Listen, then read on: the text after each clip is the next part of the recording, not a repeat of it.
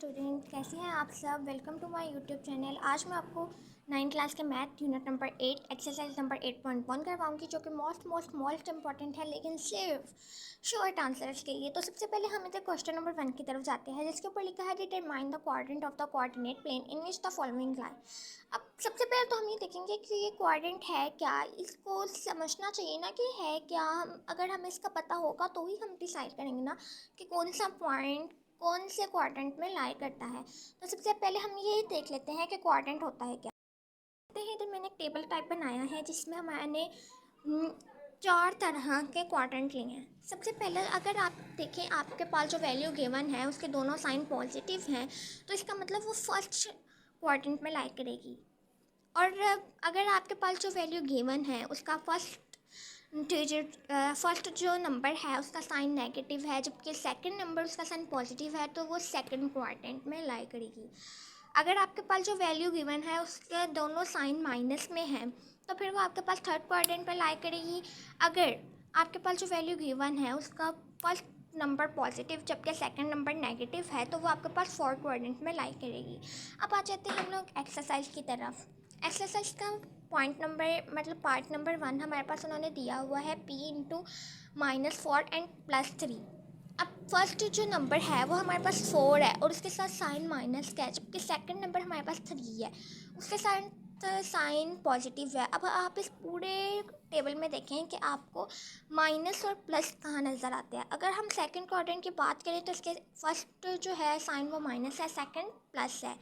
तो इसका मतलब हमें पता चल गया कि ये जो वैल्यू हमें गिवन है, ये जो पॉइंट हमें गिवन है, ये सेकंड क्वाड्रेंट में लाई करेगा। इसके लिए एक स्टेटमेंट होती है जो आपको याद रखनी पड़ेगी। दस the given point p into -4, जो भी आपको गिवन वैल्यू है वो आप इधर लिख देंगे, is lie in the second quadrant. अगर आपको ये गिवन नहीं है, कुछ भी आपको गिवन हो सकता है, अगर क्योंकि बोर्ड में ज़्यादातर सवाल जो है वो उनकी जो वैल्यू होती है, नंबर होते हैं, वो चेंज करके देते हैं।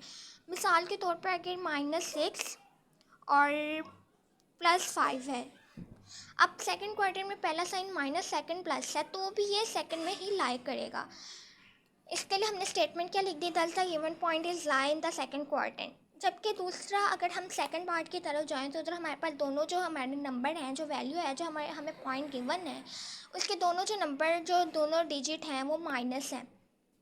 इसका मतलब हम अपने टेबल में देखेंगे, वहाँ पे हमें माइनस माइनस थर्ड क्वाड्रेंट में नज़र आ रहा है। इसका मतलब ये जो पॉइंट है ये हमारे पास थर्ड क्वाड्रेंट में लाई करेगा।